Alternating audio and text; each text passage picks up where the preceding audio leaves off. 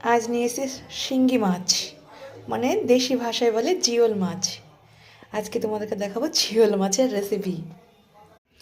শিঙি মাছটা আমি কিছুটা লবণ ছিটিয়ে দিই, না না খুব কাটা ফুটিয়ে দিবে।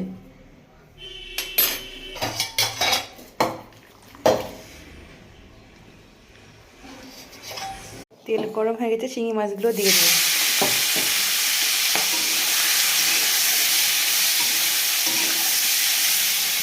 শিঙি মাছগুলো একটু ভেজে নিই, হয়ে গেছে। এবার আমি এতে পেঁয়াজ দিয়ে দেবো। মশলা কষা হয়ে গেছে, এবার মাছগুলো দিয়ে দেবো। জল দিয়ে দিয়েছি, এবার ফুটলে নামিয়ে নেব। দেখছো মাছটা প্রায় আমার হয়ে গেছে, এবার ধনে পাতা দিয়ে নামিয়ে নেব।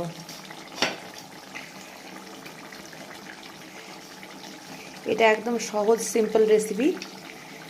কেমন